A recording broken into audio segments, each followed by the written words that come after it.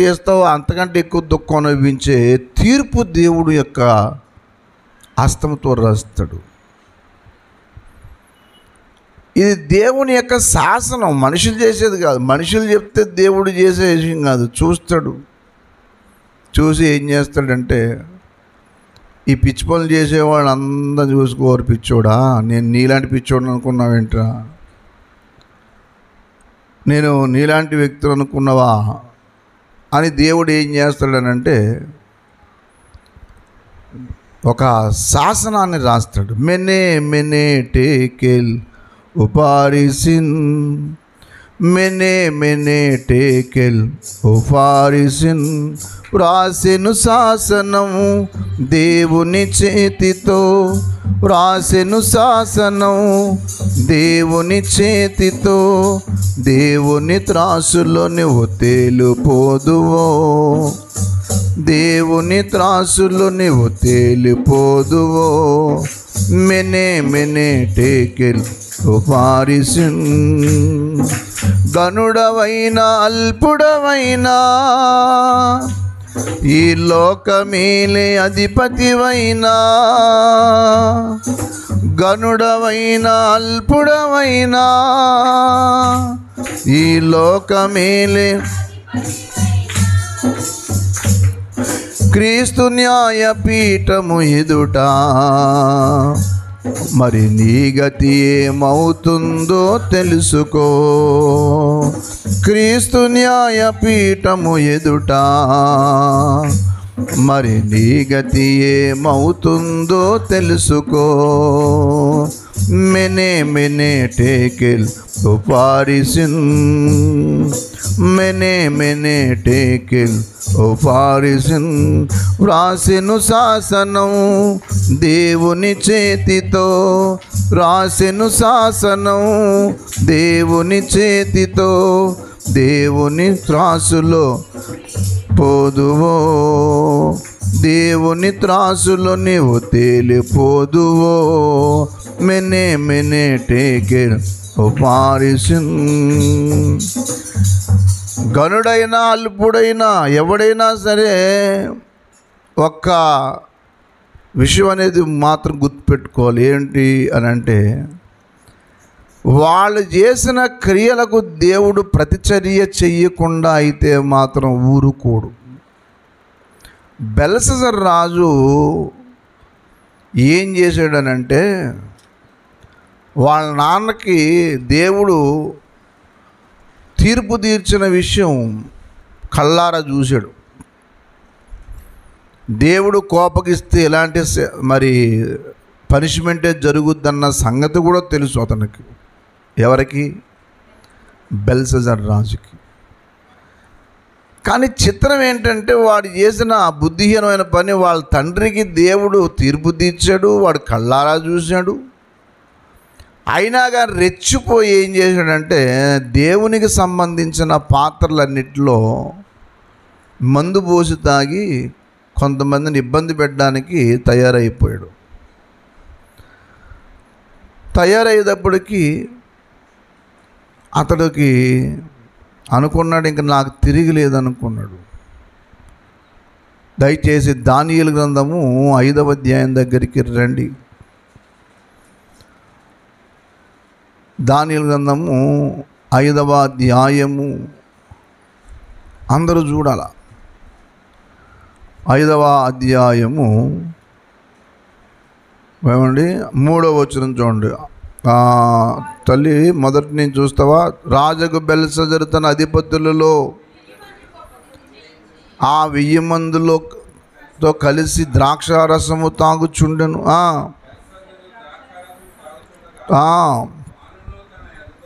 తన రాణులు తన ఉపపత్నులు వాటిలో ద్రాక్షరసం పోసి త్రాగున్నట్లు తన తండ్రియగు నెబుకద్నెజరు యెరూషలేములోని ఆలయములో నుండి తెచ్చిన వెండి బంగారు పాత్రలు తెమ్మని ఏం చేశాడు? అందుకు వారు యెరూషలేములో దేవుని నివాసముగు ఆలయము నుండి తీసుకున్న ఉపకరణములు తెచ్చి ఉంచగా, అధిపతులు అతని రాణులు అతని ఉపపత్నులు వాటిలో ద్రాక్షరసం పోసి ఏం చేశారు? వారు బంగారు, వెండి, ఇత్తడి, ఇనుము, కర్ర, రాయి అను వాటితో చేసిన దేవతలను స్తుతించుచు అది పెద్ద మందు పార్టీ పెట్టుకున్నారు. ఆడవాళ్ళు మగవాళ్ళు అందరూ మందు పార్టీ కట్టుకుని ఇంక డ్యాన్సులు చేస్తే ఇంక మాకు తిరిగి లేదు, మాకు ఎవడు అడిగేవాళ్ళు లేడని చెప్పేసి నాట్యాలు చేస్తూ ఇంక హ్యాపీగా తాగుతున్నారు. సరిగ్గా అందరు ఇలాగా చేస్తూ ఇంకా ఎక్కడ లేని పట్టలేనంత మరి ఆనందం ఒక క్లబ్బులా తయారు చేశారు దాన్ని, కాటన్. ఆల్ ఆఫ్ సడన్గా మనుషులు ఎవరు కనపట్టలేదు కానీ ఒక హ్యాండ్ వచ్చింది. ఒక హ్యాండ్ వచ్చి అక్కడున్న దీపం వెలుగులో ఒక రాస్తూ ఉంటా, అది ఏమిటో ఆ భాషలకు అర్థం కాలేదు. ఏంటిది అని చెప్పి ఇంతమంది తాగుతున్న ఈ బెల్షస్సర్ రాజు పరిస్థితి ఏమైపోయిందో చూడండి. 6వ వచనం, అతని ముఖము 5 ఆ గడియలోనే మానవ హస్తపు వ్రేళ్ళు కనబడి దీపము దగ్గర రాజు యొక్క నగరు గోడ పూత మీద ఏదో ఒక వ్రాత రాయుచుండెను. ఆ రాజు ఆ హస్తము రాయట చూడగా అతని ముఖం వికారమాయెను. అతడు మనస్సునందు ఆనందిస్తున్నాడు, ఆ మనసు మీద కూడా దెబ్బ. ఏ మనసుతో హ్యాపీ అనుకున్నాడో ముందు అక్కడి నుంచి స్టార్ట్ చేశాడు. అతని నడుము కీళ్ళు వదిలి అతని మోకాళ్ళు గడగడ వణుకుచు కొట్టుకుని చుండెను. కీళ్ళన్నీ వదిలేసాయి ఒక్కసారి. ఏం జరుగుతుందో ఎవరికి అర్థం కావట్లేదు.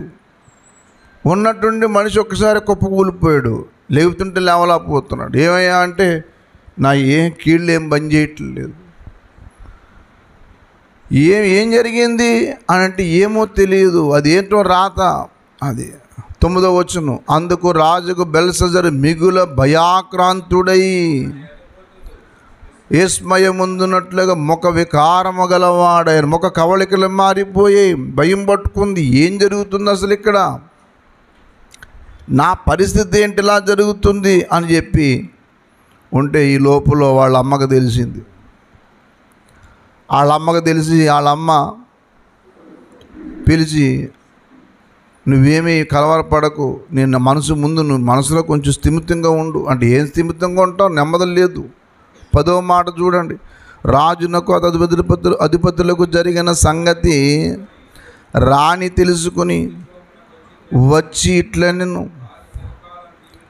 నీ తలంపులు నిన్ను కలవరపరచనీయకుము. అంటే ముందు ఆలోచనలు ఏమీ అర్థం కావట్లేదు, మనసులో కలవరం పట్టుకుంది. ఏ మనసులో ఆనందిస్తూ ఉన్నాడో అక్కడి నుంచి దేవుడు స్టార్ట్ చేసాడు, నెమ్మది లేకుండా పోయింది. మీకు తెలుసా, ఎదుటివాడికి ఇబ్బంది కలగజేద్దామని చేసిన వాడికి ముందు మనసులో నెమ్మది ఉండదు. ఏదో దిగులతో బతుకుతూ ఉంటాడు, ఏం జరుగుతుందో అర్థం కాదు. అలాగే జరిగినప్పటికీ వాళ్ళ అమ్మగారు వచ్చి, నీ తండ్రి కాలం నుంచి కూడా ఒక దైవజనుడు ఉన్నాడు అయ్యా కోటలో, అతడు దేవుని ఆత్మ కలిగిన వాడు. నీ తండ్రి కాలంలో అతడు దైవజ్ఞానం వంటి జ్ఞానం, బుద్ధి, తెలివి గలవాడు. మీ నాన్నకు అనుకున్నాడు. అతని పేరు దానియేలు అని చెప్పి చెప్పుకుంటూ వస్తే వెంటనే ఆ దానియేలు మరి పిలిపించాడు. అది ఏంటో రాత నాకు అర్థం కావట్లేదు, నేను లేవలేకపోతున్నాను, ఏంటి పరిస్థితి అంటే అప్పుడు దానియేలు స్టార్ట్ చేశాడు. 18వ మాట చూడండి, రాజా చిత్తగించుము, మహోన్నతులకు దేవుడు మహద్దశను, రాజ్యము, ప్రభావము, ఘనత నెబుకద్నెజరుకి ఇచ్చాను. దేవుడు అతనికి ఇట్టి మహర్దశ ఇచ్చినందున తాను ఎవరిని చంపగోరునో వారిని చంపెను, ఎవరిని శిక్షింపగోరునో వారిని రక్షింపగోరునో వారిని రక్షించను, ఎవరిని హెచ్చింపగోరునో వారిని ఏం చేశాడు, ఎవరిని పడవేయగోరున వాడు ఏం చేశాడు? సకల రాష్ట్రపు జనులు ఆయా భాషలు మాట్లాడే వారిని అతనికి భయపడుచు అతని ఎదుట వణుకుచు. మీ నాన్న ఏం చేసేవాడు తెలుసా? ఎవరికి నెమ్మది లేకుండా చేసేసాడు. అసలు ప్రశాంతంగా పరిపాలన చేయవలసిన వాడు వాళ్ళని వీళ్ళని ఇబ్బంది పెట్టడం మొదలెట్టాడు. మీ నాన్న చేసిన పని ఇది అని మళ్ళా జ్ఞాపకం చేస్తున్నాడు ఈ పడిపోయినోడికి. అప్పుడు చెప్తూ ఇలా చేస్తూ ఉన్నాడు. మీ నాన్న ఏం చేయాలో అది చేయటం మానేసి ఇలా ఇబ్బంది పెట్టడం మొదలెట్టాడు. అయితే అతడు మనస్సును అతిశయించి బలత్కారము చేయుటకు అతని హృదయమును కఠినము చేసుకొనగా, అది విషయం. అతడు ఏం చెప్పండి? మనస్సును గర్వించి అతిశయించి ఎర్రవీగి ఏం చేయాలో నాకు తిరిగి లేదు, నాకు ప్రపంచమే నా చెప్పు చేతల్లో ఉందనుకున్నాడు నెబుకద్నెజరు రాజు. ఆ నాన్న సంగతి చెప్తున్నాడు ఇతనికి. ఎవరికి? బెల్షస్సరుకు. ఇదిగో మీ నాన్న చేసిన పనులు ఇమ్మా బాబు. అయితే పోనా అవన్నీ నీకు తెలియవా? మీ నాన్నకి ఏం జరిగిందో తెలీదా? తెలుసు. 22వ వచనం, బెల్షస్సరు అతని కుమారుడు వగు నీవు ఈ సంగతి అంతయు ఎరుగియుండియు నీ మనస్సును అణుచుకొనక నిన్ను నీవే హెచ్చించుకుంటేవి. ఇది నువ్వు చేసిన తప్పు. మీ నాన్నకి ఏమేం జరిగిందో అన్ని కళ్ళారా చూసావు. నువ్వు అన్నీ చూసిన వాడువు, నువ్వు కూడా నీ మనసులో గర్వించి నీ ఇష్టానుసారంగా ప్రవర్తిస్తే ఏమనుకున్నావయ్యా అని చెప్పి వార్నింగ్ ఇచ్చాడు. చిత్రం ఏంటంటే, దేవుని నమ్ముకున్నానని చెప్పుకునే వ్యక్తులు ఘోరాతి ఘోరంగా తయారయ్యారు. ఇప్పుడు మాకు దేవుడు తెలుసు, మాది మేము సేవకుడు అని చెప్పుకునే వాళ్ళు ఈ వాట్సాప్లో సోషల్ మీడియాలో ఏం మాట్లాడాలో ఏం మాట్లాడకూడదో కూడా విచక్షణ కోల్పోయి మాట్లాడుతూ ఉన్నారు. ఒక దైవజనుడు చంపబడితే ఆ దైవజనుడిని నిష్కారణంగా చంపితే ఆ దృశ్యం చూడగానే టక్కని చెప్పేయచ్చు ప్రీ ప్లాన్ మర్డర్ అని. నేను ఆ స్పాట్కి వెళ్ళాను, వెంటనే ఫోటోలు తీశాను.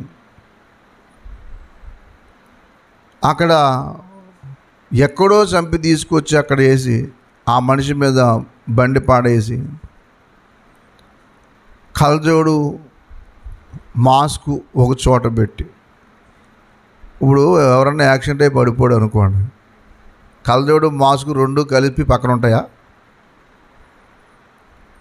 అయినా ఈ రెండు చెవుల్లో పెట్టుకున్న మాస్కు ఊడిపోయి ఆ మనిషి ఎక్కడుంటే ఎక్కడ ఎందుకు ఉంటాయి? కలజోడి ఊడిపోయి ఆ మాసు దగ్గర ఎందుకు పడుతుంది? ఈ మాత్రం ఇంగితం కూడా లేకపోతే మనుషులకి ఆ లాజిక్ కూడా దెబ్బతింటే ఎవడేం చేస్తాడు? అందులో చిత్రం ఏంటంటే, కొంతమంది పాస్టర్లని ఎదవలు కూడా మాట్లాడుతూ ఉన్నారు. ఒక్కొక్క పాస్టరే కానీ ఏంటో నువ్వు మాట్లాడే అన్యాయం ఇంకొకడు మాట్లాడడం. నువ్వు చేసే పని ఏంటయ్యా, ఇది అన్యాయం కదా, ఏంటిది అని మాట్లాడేది లేదు. అన్యాయం చేసేవాడికి ప్రార్థన చేస్తాడు వెళ్ళి. ఒక అతను ఉన్నాడు, దొంగల పాస్టర్, రాజమండ్రి పక్కన. దొంగతానికి వెళ్ళినప్పుడు ఏ గారి దగ్గరికి వస్తే ప్రార్థన పంపిస్తాడు. ఏంటంటే దొంగతనం తీసుకొచ్చిన దాంట్లో బంగారం డబ్బు బాగా ఇస్తుంటే దశంభాగం వస్తుందని చెప్పి చేస్తాడు. మీరు ఆశ్చర్యపోతారు ఏం చెప్తే. ఆ తెచ్చిని అన్నీ కూడా వీడు కూడబెట్టుకుని అక్కడక్కడ ఆస్తులు కొంటాడు వీడు. మరి బాబు జీవితాలు మార్చుకొని పిల్లల్ని చదివించుకుంటారు నాయన, బాగుండండి బాబు, ఏం పనులు అనకుండా ఇతనే ప్రార్థన పంపిస్తాడు. ఇంకేమన్నా ఏమనాలా? అందుకనే దేవుడు ఎప్పుడో మంచి గట్టిగా మాట్లాడాడు, నా ప్రజలలో దుష్టులు ఉన్నారు. తెలుసు, వాక్యంలో ఉందన్నమాట. దేవుడు చాలా కోపగించి ఆ మాట అన్నాడు, చాలా బాధపడి అన్నాడు. ఇర్మియా గ్రంథం 5వ అధ్యాయం 26వ వచనం చూడండి. 5వ అధ్యాయము ఇర్మియా 5:26. అది మంచోళ్ళు ఉన్నారు అనలే.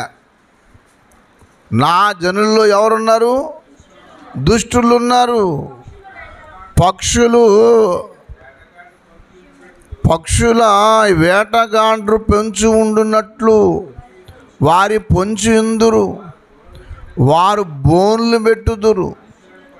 అందరూ జంతువుల్ని పట్టుకుంటా బోన్లు ఎడతారు, మనుషులు పట్టుకుంటా బోన్లు ఎడతారట. పంజరము పిట్టలతో నిండి ఉన్నట్లు వారి ఇండ్లు కపటముతో నిండి ఉన్నవి, దాని చేతనే వారు గొప్పవారును అనుకుంటారు. పాపం ఏమని చెప్పండి? ఇలా చేసి గొప్పోళ్ళు ఐశ్వర్యవంతులు అవుదాం అనుకుంటారట. చదవాలా? వారు క్రొవ్వి బలిసి ఉన్నారు, అది అత్యధికమైన దుష్కార్యము చేయుచున్నారు. తండ్రి లేని వారు గెలవకుండానట్లు వారి వ్యాజ్యమును అన్యాయంగా తీర్చుదురు, దీనుల వ్యాజ్యమును తీర్పునకు రానియరు. అట్టి వాటిని చూచి నేను శిక్షింపక యుందునా, అట్టి జనులకు నేను ప్రతిదండన చెయ్యకుందునా. చేయడా? నేను ఏం చేసినా కానీ మౌనంగా ఉంటాడనేది నిజమా? అలాగన్నప్పుడైతే ఈ వాక్యం తప్పైపోతుంది. ఏమేం మాట్లాడుతున్నాడు? ఒకడు అంటాడు ఆయన తాగి యాక్సిడెంట్ చేసి చచ్చిపోయాడు. ఒరే బుద్ధిహీనులారా, ఒకప్పుడు అందులో బ్రతికిన వ్యక్తి బయటకు వచ్చి దేవుని సేవ నమ్మకం చేస్తున్న, క్రీస్తు కొరకు బ్రతుకుతున్న ఒక యోధుని పట్టుకున్న మాట్లాడే నోరు ఎలాగొచ్చింది? నీ స్వార్థం, నీ రాజకీయ బెనిఫిట్స్ ఏమన్నా ఉంటే ఇంకలు చూసుకో, కానీ ఒక దైవజనుడి మీద అనవసరంగా నోరు మారేసుకుని మాట్లాడవద్దు. నోరు లేని వాళ్ళ పక్షంగా కానీ దేవుని బిడ్డల పక్షంగా కానీ అన్యాయంగా కానీ వెళ్ళిన ప్రతివాడికి దేవుడు ఏదో ఒక రోజున తప్పనిసరిగా చేస్తాడు. బెల్షస్సర్ రాజు చేసిన పొరపాటు ఇదే. అన్ని సంగతులు తెలుసు, ఇలా జరుగుతుందన్న సంగతి తెలుసు. అందుకే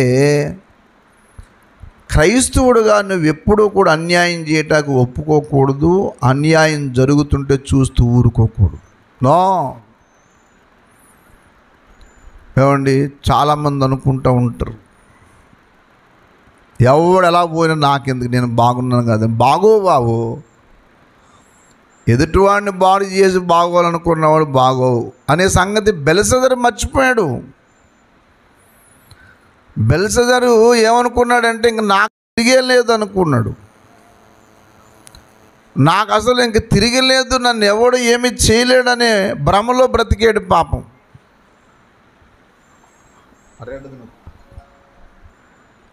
ఎవరికి తిరిగి లేదు, ఇంకా నన్ను ఏమీ చేయలేరు అనుకున్న పాపం.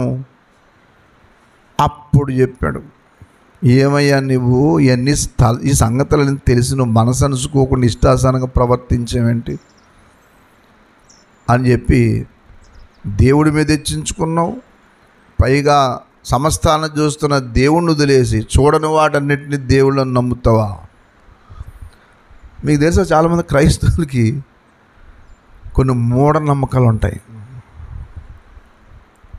మూఢత్వాలు. ఏళ్ళకి తాళ్ళు కట్టించుకోవటం, కాళ్ళకి ఏళ్ళకి తాళ్ళు కట్టుకోవటం,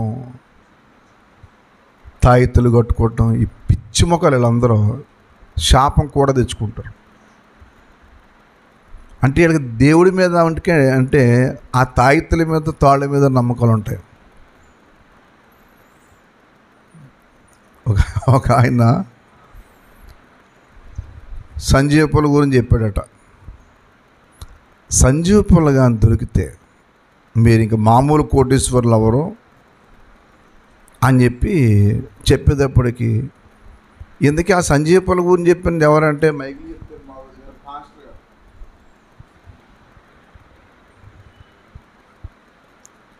ఎవరికి చెప్పారనుకుంటున్నారు? పాస్టర్ గారు చెప్పారు. ఇప్పుడు వీళ్ళందరూ ఎక్కడికి తయారయ్యారంటే, ఎక్కడ ఆ పుల్ల దొరుకుద్దా అని చెప్పి ఏ అడవుల్లో ఎవరున్నారో వాళ్ళందరి దగ్గరికి వెళ్ళి మాకు ఆ పుల్ల కావాలంటే దాన్ని చూసినోడు ఎవడు అసలు? అసలు ఆ పుల్ల ఎలాగుంటుందో ఏం చూసి ఎలా తెలుసు అని అసలు ఆ పుల్ల తీసుకురావడానికి వెళ్ళి లక్ష్మణుడు చచ్చిపోతే మోర్చలు పడిపోతే ఆ పుల్ల తీసుకురాకి వెళ్ళిన ఆంజనేయులకి అది ఎక్కడ ఎలా ఉంటుందో తెలియక దాన్ని ఎత్తుకొచ్చాడు. దీన్ని ఏదేని ఆ కొండను ఎత్తుకొచ్చేసాడు. కొండను బుల్డోజర్లో తవ్వలేదు కదా, అంత కొండని ఈయన తవ్వడం దాన్ని అడగకండి. ఆ కథ అంతే, నేను నమ్మాలి అంతే. నువ్వు ఏదైనా చెప్తావు నమ్మాలి అంతే. జనాలకి ఏం చెప్తే అది నమ్మటమే. ఏ పిచ్చి అయితే ఆ పిచ్చి, ఏదైనా అది ఇంకంతే అంతే. ఇంకా కొంచెం ఆలస్యంగా రాలేకపోయారా, ఇంక ఎవరేం చెప్తే ఇంక అదే నమ్మేటమే అంతే. తప్పిస్తే దీనికి ఎంతవరకు వాస్తవము, దీనికి ఎంతవరకు సమంజసం ఎలా జరుగుద్దండి, అది ఎలా సాధ్యమండి అని చెప్పి.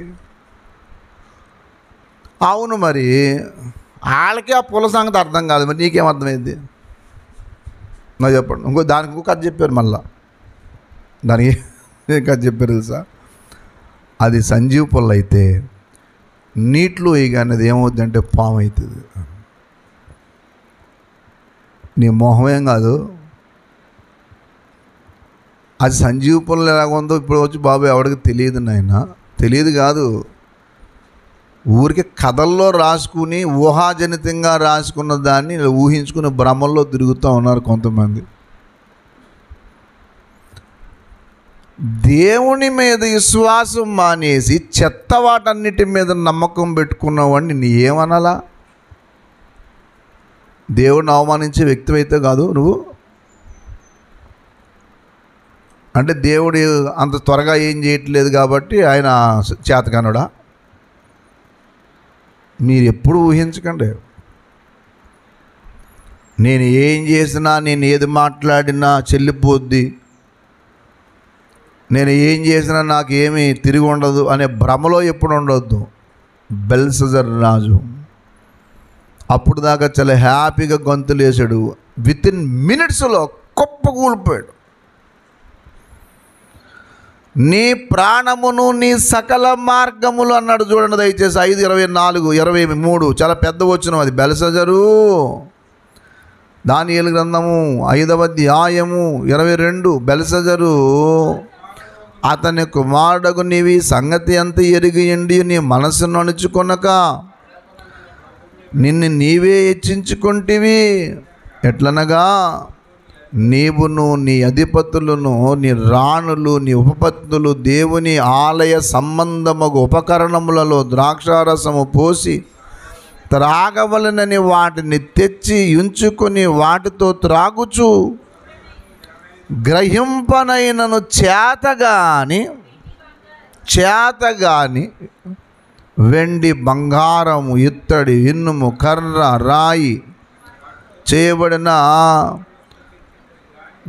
వాటన్నిటికీ అసలు ఏం చేయలేవు, వాటికి స్తుతి చెల్లించావు. కానీ నీ ప్రాణమును ఏ దేవుని వశమును ఉన్నవో అది చిత్రం. అది ఒక ఆయన నా దగ్గరికి వచ్చాడు. నా దగ్గరికి వచ్చి మీరు ఉంగరాలని తాళ్ళు ఎందుకు నమ్మరు అన్నాడు. నేను అన్నానప్పుడు ఉంగరాలని తాళ్ళు ఎందుకు నమ్మాలా? ఉంగరాల తాళ్ళు నేను నమ్మటం ఏంటి? నేను నమ్మిన దేవుడు మామూలుడు కాదు, ఆయన లోకాన్నే ఎలాగన్నా మార్చగలడు. ఆ దేవుడిని నేను నమ్మితే మళ్ళీ ఆటిని నేను నమ్మటం ఏంటి? ఎట్టి పరిస్థితుల్లో కుదరదు. నా కోసం ప్రాణం పెట్టిన నా ప్రభు ఈ లోకాన్ని ఎలాగన్నా మార్చగలడు. లోకాన్నే కాదు, నీ పరిస్థితులు కూడా ఎలాగన్నా మార్చుతాడు. అనవసరంగా దేవునికి వ్యతిరేకంగా ఎదురుగా ఇప్పుడు వెళ్ళకండి అని చెప్పాను. ఆయన చాలా వాదన పెట్టుకున్నాడు, చాలా వాదన జరిగింది. చెప్పాను, నాకు దేవుడి కంటే ఏది ఎక్కువ కాదు. నేను అందుకే ఎప్పుడూ కూడా ప్రాణం పోయినా, ఇంకా చావు మీదకు వచ్చినా సరే దేవుని సన్నిధి ఎప్పుడు విడిచిపెట్టను. ఏ ఆదివారం మానడానికి కానీ, ఒకరు వచ్చినా 100 మంది వచ్చినా దేవుని వాక్యం పంచడానికి కానీ, ఎంత అలసిపోయినా సరే దేవుడు విషయంలో ముందుకెళ్ళడానికి కారణం తెలుసా? నా ప్రాణం కంటే నా దేవుడు ఎక్కువ. నిజం. ఎందుకు తెలుసా? దేవుడు కలగజేసుకోవటం కొంచెం ఆలస్యం అవుతుందేమో కానీ దేవుడు ఎప్పుడు అన్యాయం అయితే చేయడు. ఇలా ఈ విశ్వాసంలో ఎప్పుడు నిరాశ పడకండి. దేవా, నువ్వు ఏంటైనా కళ్ళు మూసి కూర్చున్నావు, ఏం జరుగుతున్నా మాట్లాడవేంటి తండ్రి, నాకేంటి ఎదిరించే కష్టాలన్నీ ఏంటినాయన బాధపడవచ్చు. కానీ నిరాశ పడకండి. బాధ ఎదురొచ్చినా దైవజనులో భక్తి జీవితంలో నిరాశ పడకండి. ఎందుకు తెలుసా? ఈ సర్వ సృష్టికర్త అయిన, మొన్న ఎవరు అడుగుతూ ఉన్నారు, మీ పాప కొడుక్కి మీ మనవాడికి ఏమీ పెట్టలేదు ఏంటండి బాబు? ఒక బొట్టు లేదు, ఒక కాటిక లేదు, ఒక చొక్కా లేదు, ఏం పెట్టుకుని ఒట్టి కూరగాయలు అలా పెట్టారు. దిష్టి తగలదో, 4 పూసలు, 4 నల్లగాజులు అయ్యొద్దు అని అంటే నేను చెప్పాను, ఇచ్చింది దేవుడు. ఏదన్నా జరిగితే దేవుని చిత్త ప్రకారం జరుగుతుంది. నూనె రాసి ప్రార్థన చేయటం తప్ప రెండోది ఏం లేదు. ఈ చెత్త అంతా నమ్మి అంత పుట్టించిన దేవుడిని నమ్మకుండా ఉంటే అంత అవివేకం కాదు. నువ్వు తాడు నమ్ముతావు. తాడు రావటానికి ఏంటిది దాన్ని ఏమంటారు, దూదిని పుట్టించింది ఎవరు? నువ్వా మీ బాబా? చెప్పు.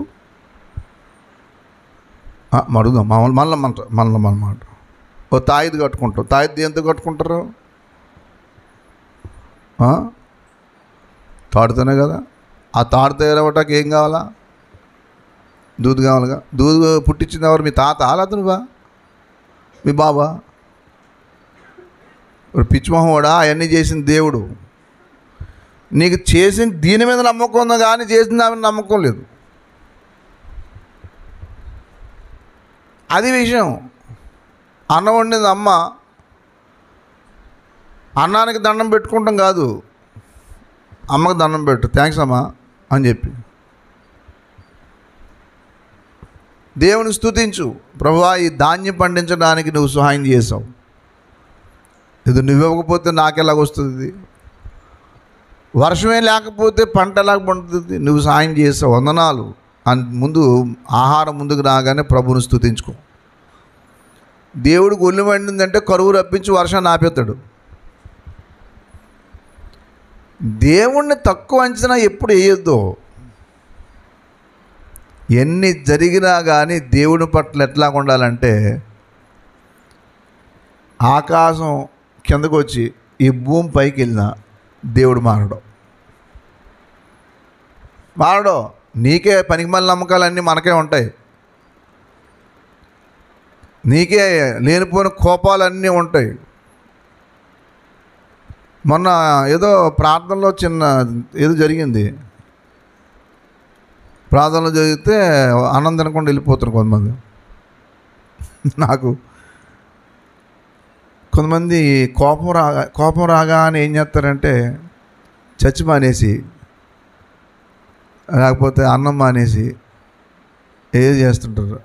ఏంటి ఆ కోపం వచ్చి చచ్చి మానేసి అన్నం మానేసి ఏంటి నువ్వు సాధించేది? ఆయన ప్రభువుని నమ్ముకున్న వ్యక్తిగా నీకు ఏంటి అంత కోపం? ఆయన అన్నం తినకుండా ఇంటికి వెళ్తాం ఏంటి అని చెప్పి. అయినా ఒక వ్యక్తి దేవుని కొరకు జీవించే వ్యక్తి తగ్గించుకోవాలనే విషయం కూడా తెలియదా? అంటే దేవుడి కంటే గొప్పవాళ్ళు అన్నమాట మనం. దేవుడి పట్ల ఏనాడు కూడా ఇంత అంటే మీరు తల ఎంట్రుకో వాసి అంత కాదు, ఎంత తక్కువ కూడా అంచనా ఏమైద్దో ఆయన మీద అపనమ్మకం ఇప్పుడు పెట్టుకోవద్దు. నీళ్లను రసముగా మార్చిన వాడు, నీటి మీద నడచిన వాడు, నీళ్లను రసముగా మార్చిన వాడు, నీటి మీద నడచిన వాడు, 5 రొట్టెలు 2 చేపలు 5,000కు పంచినవాడు, అద్భుత దేవుడు, ఆలోచనకర్త, ఆ యేసే మా దేవుడు, ఆశ్చర్యకరుడు, ఆశ్చర్యకరుడు. నీళ్లనే ద్రాక్షారసం చేసినవాడు, నీటి మీదనే నడిచినవాడు, పరిస్థితులన్నీ మార్చగలవాడు, ఆయన మీద ఎందుకు అనుమానం? ఈ బెల్షస్సర్ రాజు చేసిన పొరపాటు ఇదే. ఏమనుకున్నాడంటే నాకు ఈ దేవతలు ఉన్నాయి, దేవుళ్ళు ఉన్నారు, అది ఉంది ఇది ఉందని చెప్పి అనుకున్నాడు. ఆ రాజ్యంలోనే ఉన్నాడు. దానియేలు అనే భక్తుడు మామూలుడు కాదు. వాళ్ళ నాన్నకు జరిగిన సంగతులు చెప్పాడు. ఏంటి నువ్వు చేసే పనులన్నీ ఏంటి? నన్ను ఎవడు అడిగేలేడు లేనుకుంటున్నావా అంటే, దేవుడు ఏం చేయడంటే 7 సంవత్సరాలు ఆ మనిషికి ఉన్నట్టుండి మానవ మనసు మారిపోయి అన్నం పెడుతుంటే గడ్డెట్టరండి అంటున్నాడట. నాకు గడ్డి పెట్టరండి, గడ్డి పెట్టరండి అంటే, ఏడు గడ్డి పెట్టరండి, నేను నిడదాకా అన్నం తిన్నావు కదంటే, నాకు అన్నం సహించడం లేదు, గడ్డి పెట్టరండి అండి. ఇంట్లో గడ్డి ఎడతలేదని చెప్పి ఏం చేయడం, అడవిలో పారిపోడు. ఉన్నట్టుండి ఒంటి మీద ఏమయ్యంటే పక్షి ఎంటుకు లాంటి ఎంటుకలు వస్తాం మొదలెట్టి ఏంటో అర్థం కాలేదు అతనికి. ఇవన్నీ చూశాడు పాపమిత్రుడు. నాన్నకు జరిగిన సంఘటన అంతా చూశాడు. చూసి దేవుడి మీదనే తిరుగుబాటు చేసేంత పని చేశాడు. కదలలేని స్థితికి వెళ్ళిపోయాడు. రాత్రి దర్యావేష్ అని ఒక వ్యక్తి వచ్చి అతన్ని పన్నుని చంపి మొత్తం రాజ్యం పోయింది, మొత్తం అన్నీ పోయి మనిషే లేకుండా పోయాడు. దేవుడి మీద కానీ దేవుని బిడ్డల మీద కానీ అనవసరంగా వాగి, అనవసరంగా నోరు పారేసుకుని, అనవసరంగా ఇబ్బంది పాలు చేద్దామని చెప్పి నిస్సహాయులను కానీ దాన్ని చేద్దాం అనుకుంటే ప్రస్తుత కాలానికి బాగున్నట్టుంటాడు. కానీ తర్వాత అతడి జీవితంలో ఎవడు తేరుకోలేనంత పనిష్మెంట్ లేదా శిక్ష అనిపించే రోజు వస్తుంది. అది ఉదాహరణ. అందుకే ఆ మాట చెప్పాడు, దేవుడే తీర్పు తీర్చను. అది అక్కడి నుంచి స్టార్ట్ చేశాను. ఏం చేయను? దేవుడు ఏం చేస్తాడు చెప్పండి? అది తీర్పు విధిస్తాడండి, తీర్పు ప్రకటిస్తాడు ఆయన. దేవుడు ఏమి చేయగలనండి అనుకోవచ్చు. దేవుడు ప్రతి దానికి తీర్పు విధించే రోజు ఒకటి ఉన్నది. దయచేసి యెషయా గ్రంథం 1వ అధ్యాయము, యెషయా గ్రంథము 1వ అధ్యాయము అందరూ చూడండి. 12వ వచనం, 2వ అధ్యాయం యెషయా గ్రంథము 2వ అధ్యాయం 12వ వచనం చూడండి, లేదా 11, 12 చూడండి. దయచేసి యెషయా గ్రంథము 2వ అధ్యాయము 11, 12 వచనాలు. నరుల అహంకార దృష్టి తగ్గింపబడును, మనుషుల గర్వము అణగద్రొక్కబడును, ఘనత వహించును. అహంకార అతిశయము గల ప్రతిదానికిని, ఔన్నత్యము గల ప్రతిదానికి విమర్శించి దినమొకటి సైన్యములకు అధిపతి యెహోవా నియమించి ఉన్నాడు, అవి అనగద్రొక్కబడును. ఒకరోజు 17వ వచనం, అప్పుడు నరుల అహంకారము, మనుషుల గర్వము, అది 18వ వచనం, ఆది 22వ వచనం, తన నాసికారంధ్రముల్లో ప్రాణము కలిగిన నరుని వారిని ఏ విషయంలో నీకు చేయవచ్చు? ఏం చేస్తావు? చంపుతావు అంతేనే, ఇంతకు మించి ఏమైనా చేస్తావా? చాలాసార్లు అనుకుంటూ ఉంటారు, దేవుడు ఎప్పుడూ కూడా ఏ రోజున కూడా చూస్తూ మౌనంగా ఉంటారని చెప్పి నీతిమంతుడు బాధపడుతున్నప్పుడు ఏమి నిరాశపడవద్దు. దేవుడు ఇలా వదిలేసాడన్న. దుష్టులు గర్వించి నన్ను ఎవడు అడ్డుకోలేడు, నా సంగతి మీకు తెలియదు. ఒక అతను నన్ను అన్నాడు, నేనంటే ఏంటి తెలుసా నీకు అన్నాడు. నేను అన్నాను, తెలియదు సార్, తెలుసుకోవాల్సిన పని కూడా లేదన్నా. అన్నాడు. ఏంటి మీ గురించి తెలుసుకోవాల్సిన నాకు అవసరం ఏంటి? నువ్వు ఎంత గొప్పవన్నా కావచ్చు, నా దేవుడు ముందు నువ్వు చాలా చిన్నవాడు కాదు, అసలు లేనట్టే. ఏంటి నీకు ఆ ధైర్యం అన్నాడు. నాకున్న ధైర్యం ఆస్తులు కాదు, అంతస్తులు కాదు, దేవుడు. దేవుని చేతుల్లో పడటం బహు భయంకరం అన్నాడు వాక్యంలో. జీవం గల దేవుని చేతుల్లో పడటం బహు భయంకరం. మనిషి చేతుల్లో పడితే ఇప్పుడొకప్పుడు ఇదవుద్ది. దేవుడికి విరుద్ధంగా లేచి ఎవడు కూడా తట్టుకోవడం కష్టం. చాలామంది దేవుణ్ణి ఏమనుకుంటారంటే అదొక పిచ్చితనం, మూఢత్వం అనుకుంటూ ఉంటారు. అమాయకుడా, దేవుడు పిచ్చితనం, మూఢత్వం కాదు. దేవుడనే ఒక వ్యక్తి ఉన్నాడు. ఆయన మహాబలాఢ్యుడు. ఆయన మామూలు బలాఢ్యుడు కాదు. ఇంతవరకు రాజ్యాలే కూలిపోయాయి. దేవుడు అవకాశం ఇస్తున్నాడు కాబట్టి కొంతమంది ఏమనుకుంటున్నారంటే రెచ్చిపోయి ఏదో సాధిద్దాం అనుకుంటా. ఏం సాధిస్తావు అని. జోసెఫ్ స్టాలిన్ అని ఆయన రష్యా నియంత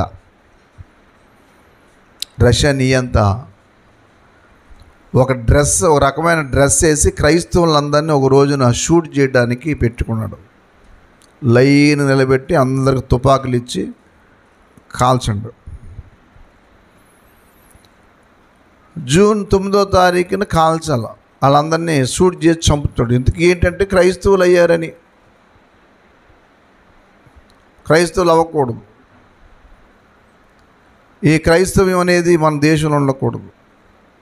చాలామంది ఇప్పుడు అదే కదా, క్రైస్తవం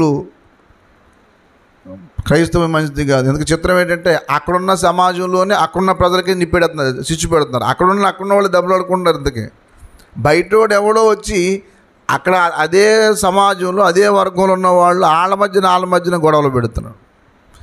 ఇది ఈ పిచ్చిమం కూడా అర్థం చేసుకోలేకపోతున్నారు. ఇదేంటి, మేము ఎంతకాలం కలిసి ఉన్నాము, ఇప్పుడు మా మధ్యన ఎలాంటి గొడవలు పెడుతున్నారు ఏంటి, అసలు మీరు ఎవరు ఏంటి అని అడగకుండా ఏం చేస్తారంటే మీ మతం చాలా చెడ్డది, మా మతం చాలా గొప్పది. మతాన్ని చూసుకుంటున్నాడే తప్పిస్తే మనిషిని మాత్రం పట్టించుకుంటలేదు. ఆ మత వ్యవహారం ఏమైందంటే ఆఖరికి మనుషుల మధ్యన భేదాభిప్రాయం తీసుకొచ్చి ఆఖరి రాజకీయ నాయకుల్లో కూడా ఈ మాట మాట్లాడితే సమాజంలో ఏ రాంగ్ మెసేజ్ వెళ్తుంది అనుకుంటలేదు. మనం హిందువులు ఈ క్రైస్తవులు అనేవాళ్ళు దేశానికి చీడ పురుగులు అని. మరి ఈ క్రైస్తవులందరూ కూడా వేరే దేశస్తులా ఏంటి? యేసయ్యను నమ్మిన వాళ్ళందరూ కూడా వేరే దేశంలో చూసి కూర్చున్నారా?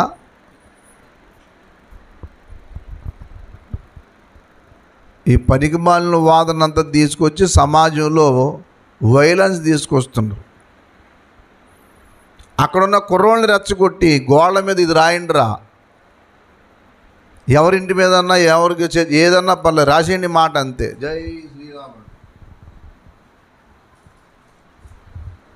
ఏంటాడు అసలు? అరే బాబు, మా మధ్యలో అంటే గొడవ పెడతాం ఏంటి, ఆడెవడరా అలాంటి గొడవ పెడుతున్నాడు అనకుండా ఆడెవడో ఏదో రాయమంటే నువ్వు రాయటువంటి పిచ్చిమొహం కూడా. ఇది చేస్తే సమాజానికి ఏం మేలు, మనుషులకి ఏం మేలు ఆలోచన చేయొద్దు.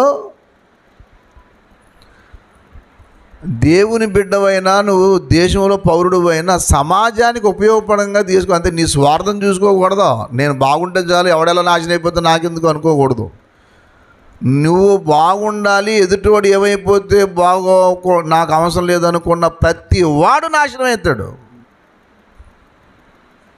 ప్రతివాడు ఎదుటివాడు ఏమైనా పర్లేదు, నేను క్షేమంగా ఉంటే చాలు అనుకున్న ప్రతి వాడికి ఒక రోజు పెడతాడు. అది చెప్పాడు, అహంకార అతిశయం గల ప్రతి దానికి ఒక రోజు నిర్ణయించాడు. తప్పించుకొందువా దేవుని యొద్ద నుండి, రాజువు అయినా అధికారివి అయినా తప్పించుకొందువా. రాజు అయినా అధికారివి అయినా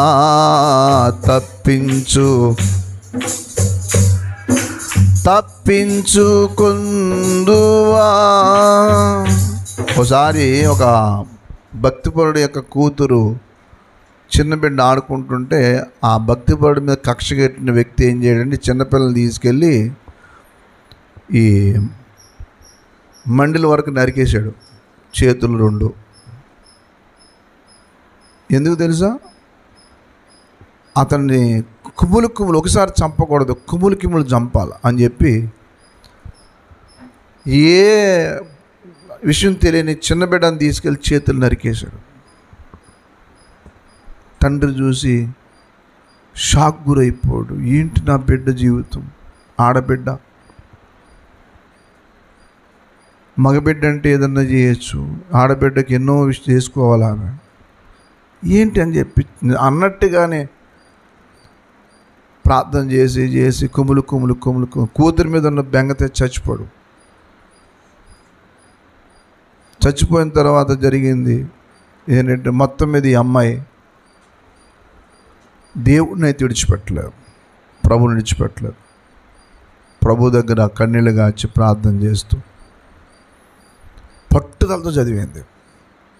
కొంతమంది పేదరికం ఉన్నా కదా అని పాపానికి దూరంగా ఉండి పట్టుదలతో చదువుకొని ముందుకెళ్ళిపోతారు, చూసారా? అట్లాంటిది చదివి ఫిజికల్ హ్యాండిక్యాప్డ్ కోటాల్లో ఒక మంచి జాబ్ కొట్టింది. చదవటమే కాదు, మామూలు మెరిట్ స్టూడెంట్ కాదు, వెరీ క్లవర్, ఇంటెలిజెంట్. ఆ చదువుకి దేవుని కృపను బట్టి ఉద్యోగం సంపాదించింది. ఒక రోజున గ్రామాన్ని చూద్దామని చెప్పి ఆశ పుట్టి వెళ్దాం, చాలా కాలమైంది కదని చెప్పాను. సరే, ఆమెకి పాపం తండ్రి ఎప్పుడో మాట చెప్తుండడు, అమ్మ నువ్వు ఏ స్థాయిలో ఉన్నా నిస్సహాయులకి సహాయం చేస్తూ ఉండు, దిక్కులేని వాళ్ళకి సహాయం చేస్తూ ఉండు, డబ్బులు వచ్చేయని గర్వించి ఇష్టాసారంగా ఉండకు, వాళ్ళకి వీళ్ళకి ఉపకారం చేయి, దేవుడు ఎప్పుడు మర్చిపోడమ్మా, దేవుడు అన్యాయస్తుడు కాదు, మనకు అన్యాయాలు జరిగినా దేవుడు ఎప్పుడు అన్యాయం చేయడు, నువ్వెప్పుడు ఎవరికి అపకారం చేయకు, దేవుని సంధిని మానకు, దేవుణ్ణి ఎప్పుడు మర్చిపోకు, మనుషుల అశాశ్వతం, మనం ఉంటాం లేకపోతాం, దేవుడు ఎప్పుడు సాయం చేస్తాను. ఇట్లాంటివన్నీ నూరు పోసి ఆ బిడ్డకి విలువలు పోగొట్టుకోకు, పాపానికి వెళ్ళకు, నన్ను ఎవరు చూడట్లేదు కదా, నన్ను ఎవరు పట్టించుకుంటలేదు కదా అని చెప్పి నీ ఇష్టాసారంగా దేవుడికి విరుద్ధంగా పాపం చేయడానికి సిద్ధపడకు. ఎప్పుడు కీడు చేయడానికి కానీ అపకారం చేయడానికి కానీ సిద్ధపడవద్దు. ఎల్లప్పుడూ దేవుడి మీద నమ్ముకుని దేవుడు నేను దీవిస్తాడు అని చెప్పేవాడు. ఆ సండే స్కూల్ నుంచి అదే భావాలతో పెరిగింది, పట్టుదలతో చదివింది. ఈ ఫిజికల్ హ్యాండిక్యాప్డ్ వాళ్ళకి ఏంటంటే ఒక హెల్పర్ని పెడతారు ఎగ్జామ్స్లో, కళ్ళు సరిగా లేకపోయినా చేతులు పని చేయకపోయినా వీళ్ళు చెప్తూ ఉంటే వాళ్ళు రాస్తూ ఉంటారు. అది గవర్నమెంట్ రూల్. అది ఫిజికల్ హ్యాండిక్యాప్డ్ వాళ్ళకి ఎలా చదువుతారంటే వాళ్ళు అది ఎగ్జామ్స్లో వాళ్ళు రాసేవాళ్ళు పెడతారు, ప్రశ్న చెప్తూ ఉంటారు, ఈ ప్రశ్న దేనికి జవాబు అంటే రాయండి అని చెప్తుంటే రాస్తారు. అలాగా ఉంటుంది. అలాగ మొత్తం మీద పాస్ అయింది, ఒక ఆఫీసర్ అయింది, ఊర్లోకి వచ్చింది. ఒక అతను రోడ్డు మీద పాపం అంటే అలాగే చాలామంది అలాగే దిక్కులేని వాళ్ళందరినీ ఎక్కడెక్కడ తీసుకు చోట జాయిన్ చేస్తుంది, సాయం చేస్తుంది. అలా ఒక అతను కూడా దేగుతూ ఉంటే అతను తీసుకెళ్ళి ఒక ఆశ్రమం జాయిన్ చేసి, ఇక అన్నీ చూసి పెట్టండి పాపం, ఎవరు లేరు అనుకుంటా అని చెప్తే ఆశ్రమంలో చక్కగా భోజనం 3 పూటలు అన్నీ ఏర్పాటు అవుతుంది. ఒక రోజున ఈ జాయిన్ చేసిన వాళ్ళు ఎలాగ ఉన్నారని చూస్తాకి వెళ్ళింది అందరిని. ఒక అతని దగ్గరికి వెళ్ళి పేరెట్టి పిలిచింది. తుళ్ళు పడ్డాడు. నా పేరు నీకెలా తెలుసమ్మా అని చెప్పి. తెలుసులే అయ్యా, నువ్వు ఫలానా కదా అన్నాడు. అవును, ఫలానప్పుడు నీకు నచ్చలేదని, నీకు ఇష్టం లేదని ఒక ఆయన కూతుర్ని ఏది చేసినట్టుకున్నావు కదంటే, చేశానమ్మా దుర్మార్గుడిని.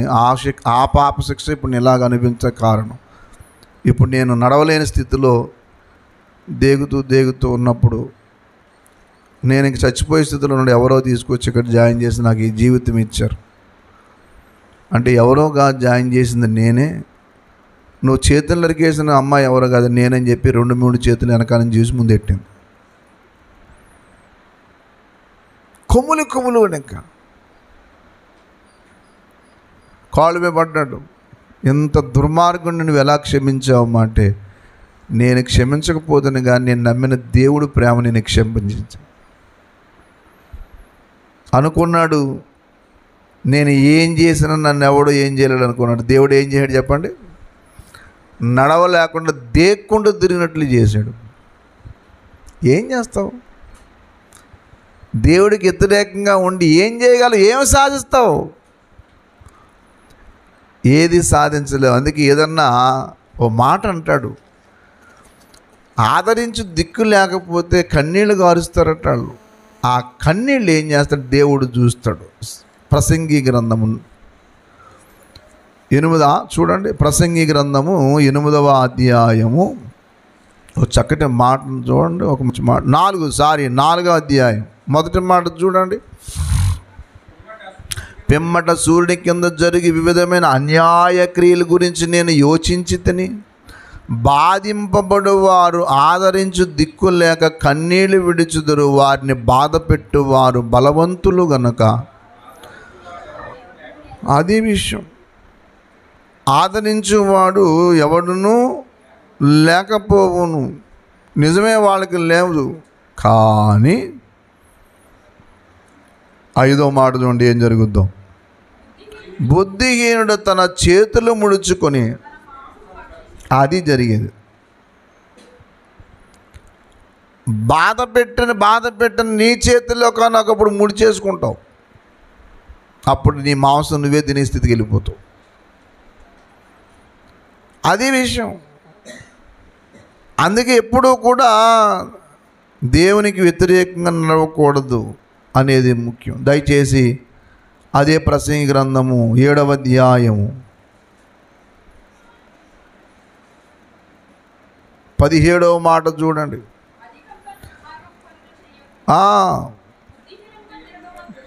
నీ కాలమునకు ముందుగా నీ వేళ చస్తావు. టైం రాకముందే టపీరమంటావు. అది విషయం. ఏదో సాధిందాం అనుకున్నాడు పాపం. రాజ్యాలు లేని రాజ్యాధిపతులు ఏదో అనుకున్నారు కానీ ఏమీ సాధించలేవు. అందుకే నేను ఒకే మాట చెప్తున్నా, దేవుడే తీర్పు తీర్చువాడు. తీర్పు మనుషులు బాగా వినండి.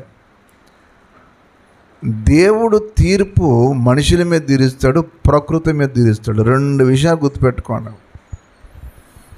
మనుషులకు బుద్ధి నేర్పాలనుకున్నప్పుడు దేవుడు చేసే పని ఏంటంటే మనుషుల మీద తీర్పు విధిస్తాడు. అట్ ద సేమ్ టైం ప్రకృతి మీద తీర్పు విధిస్తాడు. ఏ ప్రకృతి మీద ఆధారపడి మనిషి బ్రతుకుతాడో ఆ ప్రకృతిని మనిషికి వ్యతిరేకంగా చేస్తాడు.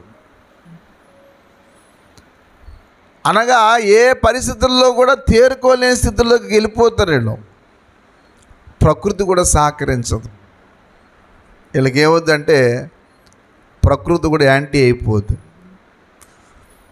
హేబెలు చంపడానికి కయ్యను కత్తి తీసి చంపినప్పుడు అనుకున్నాడు, నా తమ్ముడిని చంపేస్తే దరిద్రం పోద్ది, నాకు ఇంకా ఫ్రీడమ్, అతని పొలాన్ని కూడా నేనే తీసుకుని పండించుకోవచ్చు, ఏంటంటే ఆయన చంపేస్తే ఎవడు నన్ను అడిగేది, మా నాన్న మా అమ్మ అయితే నన్ను ఏం చేయలేరు, నా బలం ముందు వాళ్ళ పని చేయరు అని చెప్పి చంపేసి ఉన్నప్పుడు దేవుడు అడిగాడు, కయ్యను నీ తమ్ముడు ఏడి అని.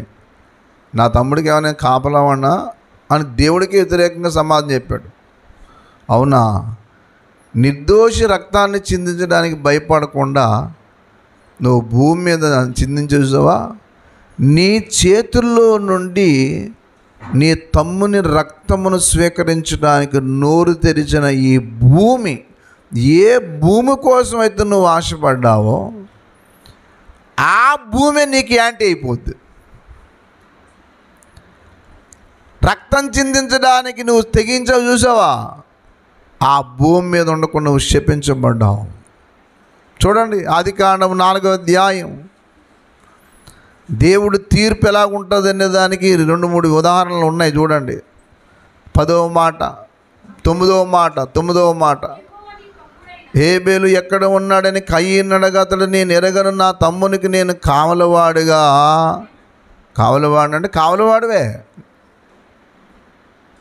అసలు ఆ మాట అన్నాలా? నా తమ్ముడికి చిన్నవాడు పెద్దవాడికి ఆసరా కదా. పెద్దవాడు బలహీనుడికి బలవంతుడు ఆసరా ఇవ్వాలి కానీ అణదొక్కకూడదు.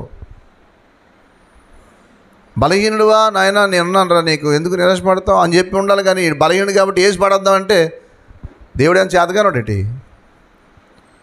కానీ ఇతను పైపెచ్చి ఏమన్నాడు చూడండి, నేనా కాపలావా అంటే మరి నువ్వు తమ్ముడికి మరి ఎవరు నువ్వు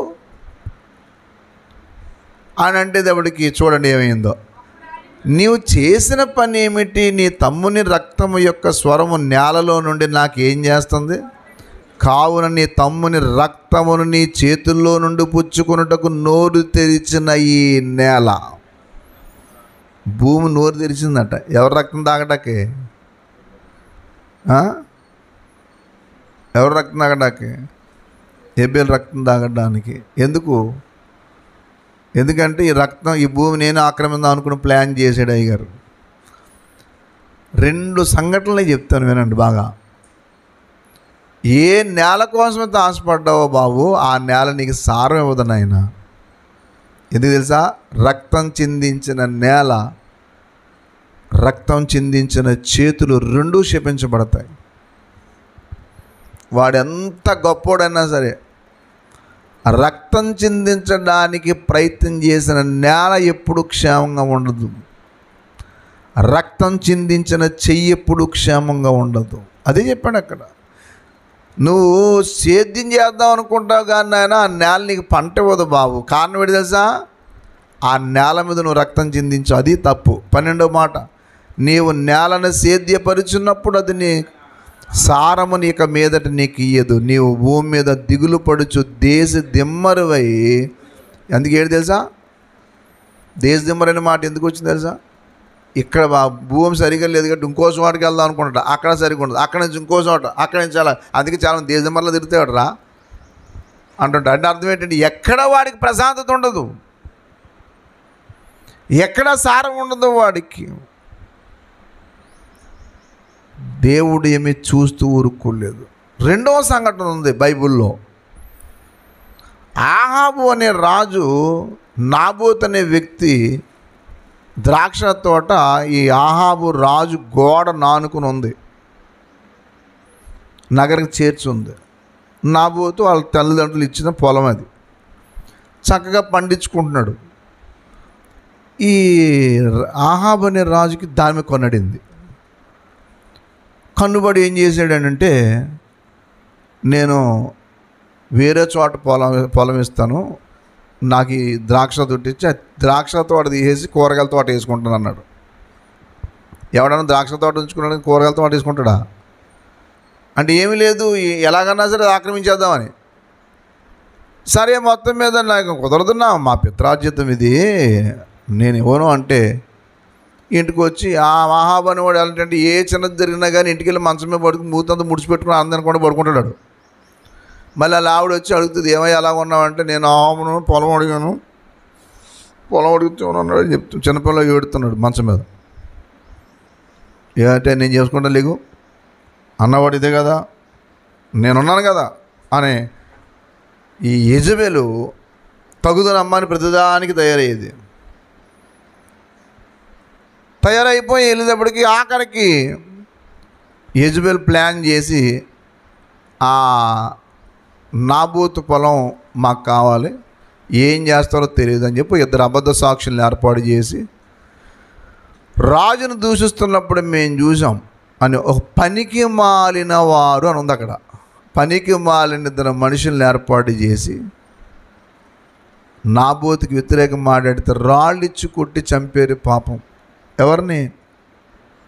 నాబోతును. అప్పుడు ఆ యెజబెల్ వచ్చి అంటుంది, అతను చచ్చాడు, వెళ్ళి ఆ పొలం ఆక్రమించే అంటాడు. ఆక్రమించడానికి వెళ్తూ ఉంటే ఏలియా ఎదుర్కొంటూ వస్తాడు. ఏలియా ఎదుర్కొంటూ వచ్చి నిర్దోషి యొక్క రక్తాన్ని చిందించి నిర్దోషి యొక్క పొలాన్ని ఆక్రమించావు కదా, ఏ స్థలమందు నాబోతు రక్తాన్ని కుక్కలు నాకయ్యో అదే స్థలమందు నీ రక్తాన్ని కుక్కలు నాగుతాయి అని చెప్పేసి వెళ్ళిపోయాడు. నాకు ఇంకేం అర్థం కాలేదని చెప్పి అతడికి చేశాడు. రాజులు మొదటి గ్రంథము 20వ అధ్యాయం దగ్గరికి అందరూ రండి దయచేసి.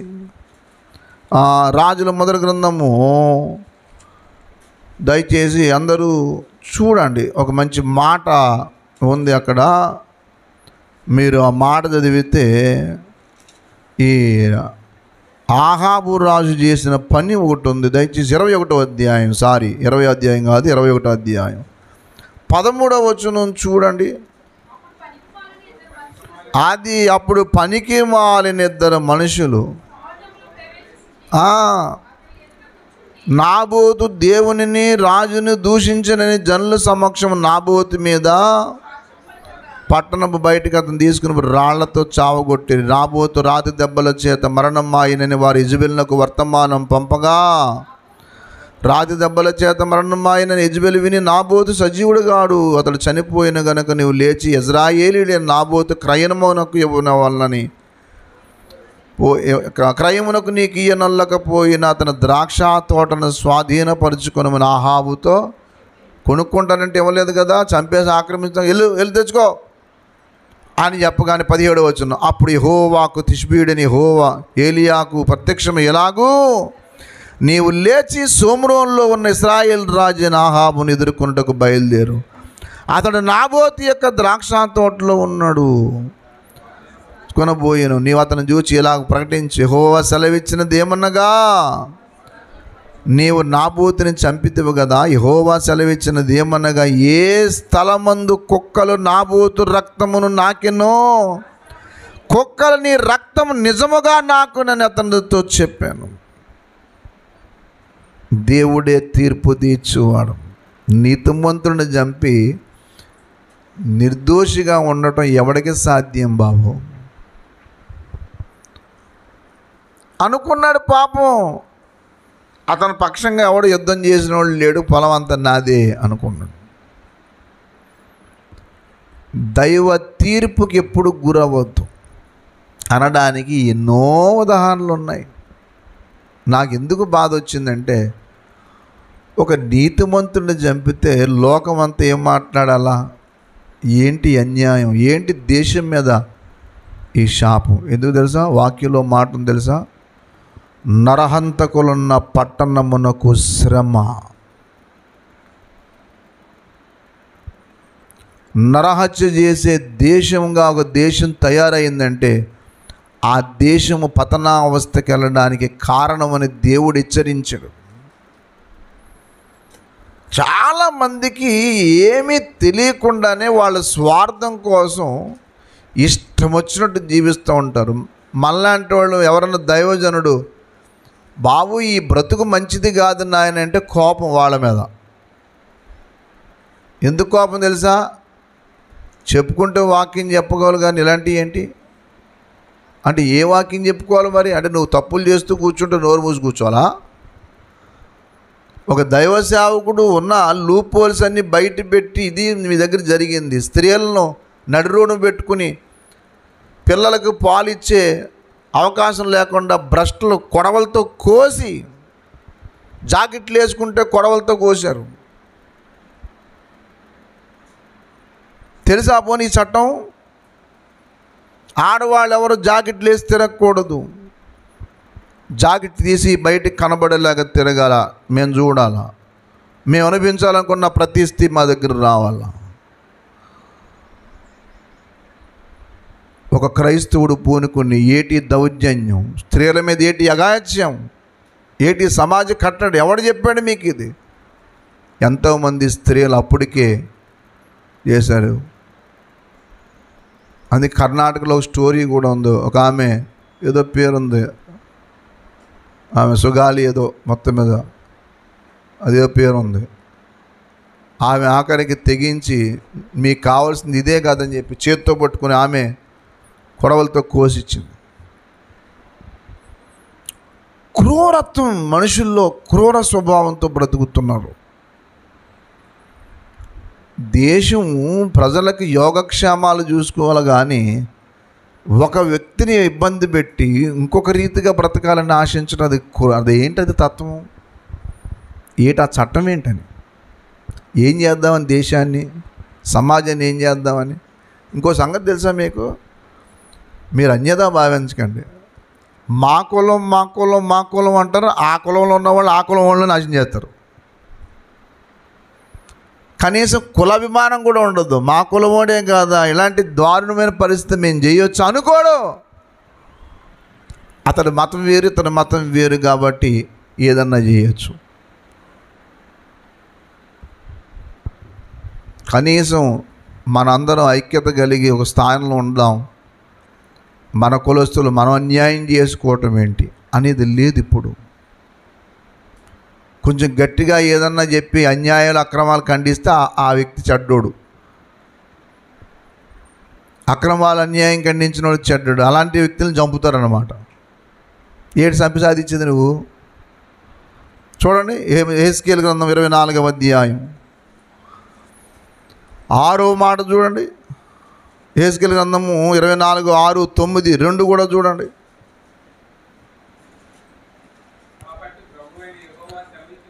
కాబట్టి ప్రభువైన యెహోవా సెలవిచ్చినది ఏమనగా, అది ఏ పట్టణానికి? నరహంతకులున్న పట్టణమునకు శ్రమ, మడ్డిగల కుండ మానకుండా. ఏంటి ఏమన్నాడు? నరహంతకులున్న పట్టణమునకు శ్రమ. 9వ వచనం కూడా ఏమనగా, నరహంతకులున్న పట్టణమునకు శ్రమ. అది విషయం అంటే అది మీరు తగలడతాక. నరహంతకులున్న పట్టణమునకు శ్రమ. మీకా గ్రంథము 2వ అధ్యాయం 1వ మాట కూడా చూడండి. మీకా గ్రంథము 2:1, మంచం మీద పరుండి మోసపు క్రియలు యోచించుచు. అది మంచం మీద పడుకుని ఎవరిని ఎలా ముంచాలి, ఎవరిని ఎలా తుంచాలి, ఎవరిని ఎలా నాశనం చేయాలని చెప్పి ఈ మోసపు క్రియలు చేయడానికి, దుష్కార్యము చెయ్యి వారికి శ్రమ. శ్రమ చాలా మంది అనుకుంటూ ఉంటారు. జెఫన్యా గ్రంథం 3వ అధ్యాయం 1వ మాట, ముష్కరమైనది భ్రష్టమైనది అన్యాయము చేయనదగు పట్టణమునకు శ్రమ.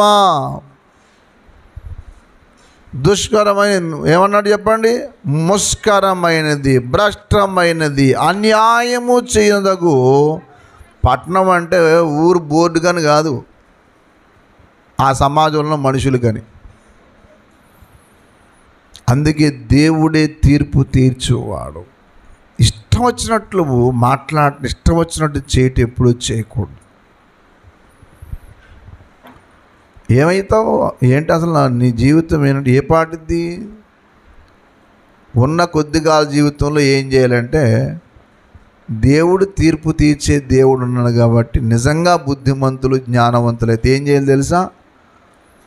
నిస్సహాయులైన వ్యక్తులకి, బలహీనుడైన వ్యక్తికి నీ బిడ్డకు అన్యాయం జరిగితే నువ్వు ఎలాగైతే సహించలేవు, ఆ బిడ్డకు అన్యాయం చేసిన, ఆ సేవకుడికి అన్యాయం చేసిన, ఏంటండి ఇంత దారుణం అని మాట్లాడకుండా మీడియా ఉందని చెప్పి ఇష్టం వచ్చినట్టు మాట్లాడుతూ ఉన్నాడు ఒక్కొక్కడు. కనీసం విచక్షణ ఉండొద్దు, కనీసం ఆలోచన చేయొద్దు.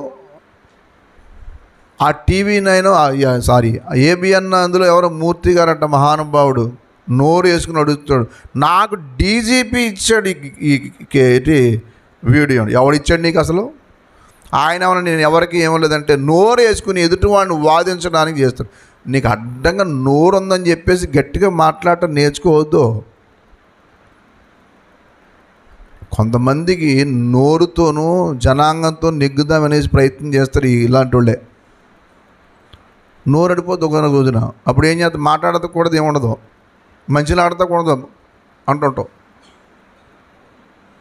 ఇంకదే బతుకు. ఒక నీతివంతుల గురించి ఏం మాట్లాడుతున్నారో అర్థం కాదు. కాబట్టి దేవుని బిడ్డలారా, చివరి మాట చెప్తున్నాను. భక్తి జీవితంలో విశ్వాసులైన మీరు ఎప్పుడు కూడా నిరాశపడకండి. మా పక్షంగా మాట్లాడి యుద్ధం చేసేవాళ్ళు ఎవరు ఉంటారయ్యా? వాళ్ళ ప్రభుత్వాన్ని మేనేజ్ చేస్తారు, ఇన్ని చేస్తారు, ఇన్ని చేసి ఏదైనా చేస్తారు అని అనుకున్న నీతి న్యాయం ఎరిగిన దేవుడు ఉన్నాడు. మనం చేయవలసిన పని ఒకటే, ఆదరించు దిక్కులు లేక కన్నీళ్లు గారుస్తాడనే మాటను చూసి అంటే ప్రార్థన చేస్తారని అర్థం. ప్రార్థన చేయండి చాలు. ప్రార్థన చేస్తే దేవుడు తీర్పు విధించి ఎప్పుడు నీకు ఏం చేయాలో, ఏ సహాయం చేయాలో దేవుడికి బాగా తెలుసు. ఏ లోకం అంతా అశాశ్వతం అండి. లోకం ఏముందో లోకంలో? ఎన్నాళ్ళు నీవు జీవించిన గాని ఏమున్నది లోకములో, ఇన్నాళ్ళు నీవు చేసిన క్రియలన్నిటికీ తీర్పున్నది పైలోకములో. ఎన్నాళ్ళు నీవు జీవించిన గాని ఏమున్నది ఈ లోకములో, ఇన్నాళ్ళు నీవు చేసిన క్రియలన్నిటికీ తీర్పున్నది కములో. తీర్పు దినమునందున ఆయన ముందు నీవు నిలచే ధైర్యము నీకుందా? తీర్పు దినమునందున ఆయన ముందు నీ నిలచే ధైర్యము నీకుందా? నిలచే ధైర్యము నీకుందా? మార్పు చెందవా నీవు, మార్పు చెందవా, నీ మనసును మార్చుకోవా. అనుకూల సమయం ఇది నని ఎరిగి మారు మనసును. ఓపుకుందని తాగుతావు, ఓపుకుందని ఇష్టానుసారంగా భార్య బలహీన ఏమో నన్ను ఏం చేస్తుందని చెప్పి తాగి దంతావు. ఎదుటివాడు బలహీనుడు కదా అని చెప్పేసి ఏదైనా చేస్తావు. ఈ క్రైస్తవుల పక్షంగా ఎవడు మాట్లాడేవాళ్ళు ఇది ప్రభుత్వం మాది అని చెప్పేసి ప్రభుత్వంలో ఉన్నవాళ్ళు అధికారం ఉపయోగించి ఏదన్నా చేస్తే ప్రయత్నం చేస్తారు. కానీ నువ్వు చేసిన దోషానికి శిక్ష విధించే రోజు ఒకటి దేవుడు తీర్పు దినం కూడా పెట్టాడు. అందుకే ఓపుకుందని చెప్పి ఇష్టానుసారంగా జీవించొద్దు. దేవుడు నీకు ఇచ్చిన బలాన్ని, ధనాన్ని, సమయాన్ని నీ ఇష్టానుసారంగా వాడటానికి నేర్చుకుంటే రేపొద్దు నువ్వే తిప్పలు పడతావు. నిన్ను అసలు లేవనెత్తేవాడు ఎవడున్నాడో. సమయం ఉన్నప్పుడే ప్రభు పాదాల దగ్గర పడి తప్పు చేశానయ్యా, నన్ను క్షమించు, నీ ఎదుటి నిలబడి నేను దోషిని కావటం సాధ్యం కాదు అని చేసిన పాపాలు ఒప్పుకొని ప్రభు దగ్గర పశ్చాత్తాపడి దేవుని కోసం నిలబడినప్పుడు క్షేమంగా ఉంటావు. అలాంటి కృప దేవుడు మనందరికీ దయచేయనుగాక. ప్రార్థన చేసుకుందాం. మోకరించండి, ప్రార్థన చేద్దాం. దేవా, నేను చేసిన పొరపాట్లు క్షమించు.